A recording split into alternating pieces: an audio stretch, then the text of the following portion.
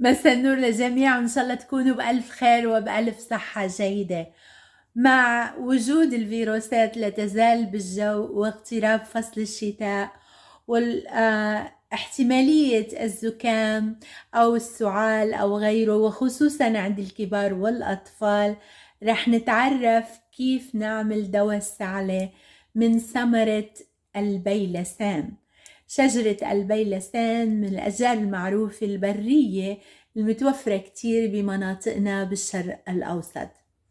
بإمكانكم استعمال ثمرة البيلسان جافة أو مفرزة. إذا قطفتوها من برا بإمكانكم تحطوها بالفريزر وتستعملوها، أو بإمكانكم تجففوها لاستعمالها وصنع دواء للسعلة. ثمرة البيلسان بتساعد بأمور كتيرة: حماية الجسم من الفيروسات، قتل الفيروس، وأيضا المحافظة على توازن ونظام الحماية الاميون سيستم.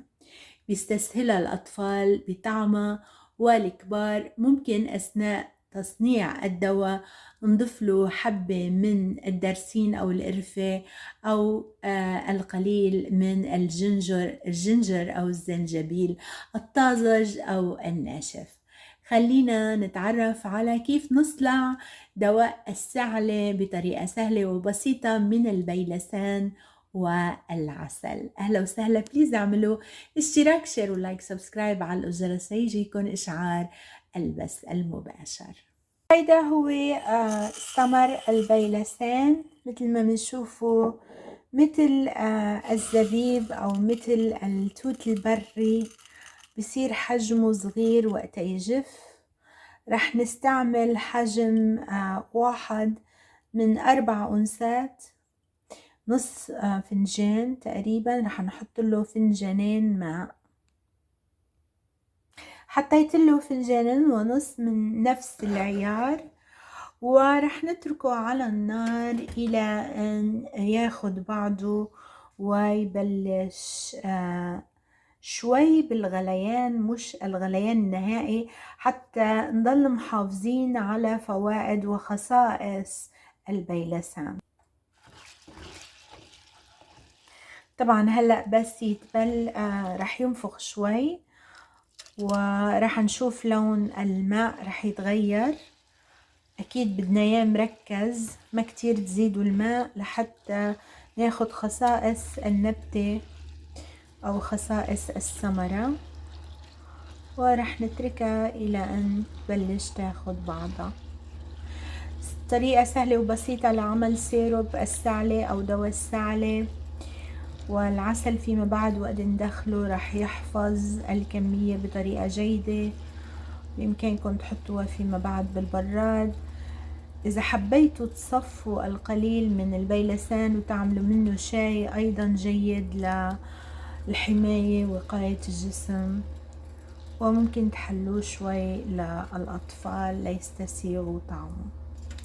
رح نضيف القليل من الدرسين أو القرفة. بإمكانكم مثل ما قلنا إضافة أيضا الزنجبيل الناشف أو الطازة، لكن هذا كافي. أنا ما كتير بدي أغير من طعمة بس لحتى يصير السيروب أو الدواء الشراب مستساغ.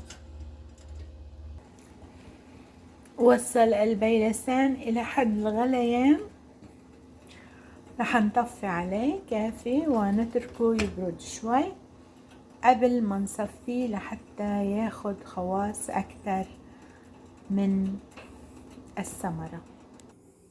رائحة البيلسان والقرفة رائعة جدا، أو الدارسين. أنا رجعت حطيت له نص عود تاني.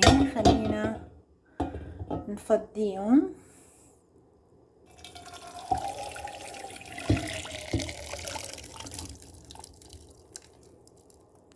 هلأ رح نحاول نعصر المحلول اللي باقي بالبيلسان. هيدي تقريبا العصير تبعنا. الآن رح نعيد الكمية إلى الوعاء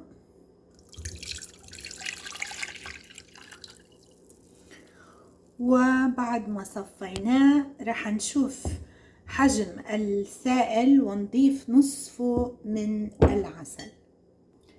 بإمكاننا أخذ القليل من البيلسان ونضيف له شوية مي سخنة نعمل منه شاي البيلسان، لأنه هلأ هو مركز لقتل أي ميكروب أو حماية الجسم كشاي، فبنضيف عليه شوية مي سخن وقليل من السكر أو من حليب العسل. باقي محلول البيلسان السائل طلع فنجان 1 كب، راح نضيف نصف كب أو نصف كوب من العسل. حاولوا دائما بإيجاد العسل الجيد، لا تبخلوا بالعسل. اوكي، هيدا عندي فنجان تماما، راح ضيف ليصير فنجان ونصف تقريبا، كافي. هيدا هو الخليط، العسل تحت وشراب البيلسان فوق. هلا بنخلطهم مع بعضهم، بنوجعهم شوي قليلة جدا على النار قبل مرحلة الغليان بس ياخدوا بعض. رجعنا السائل مرة تانية، داخله نصفه عسل، نصف الكمية السائلة. رح نتركها شوي بس لحتى تاخد بعضها ونطفي عليها. بعدين رح نعلبها بالوعاء أو المرطبان المعقم المناسب. وبهالمرحلة تماما رح نطفي عليه، كافي.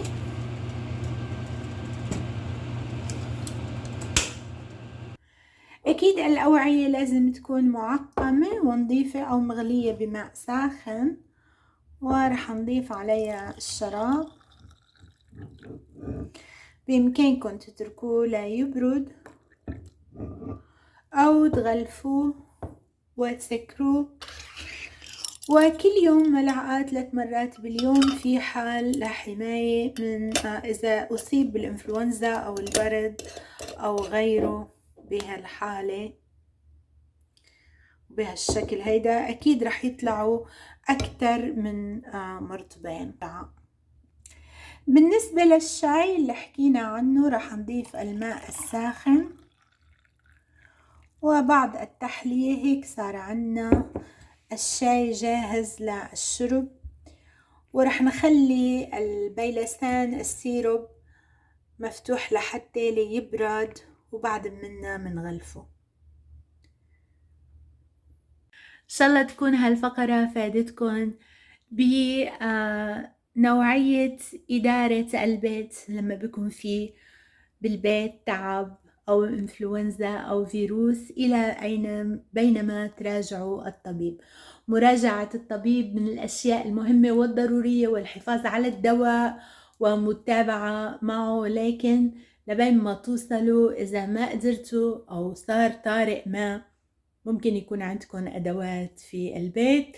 اعملوا البيلسان دواء للسعلة وخبروني النتيجة. شكرا كتير لكم، بحبكم كتير، تصبحوا على ألف خير. باي.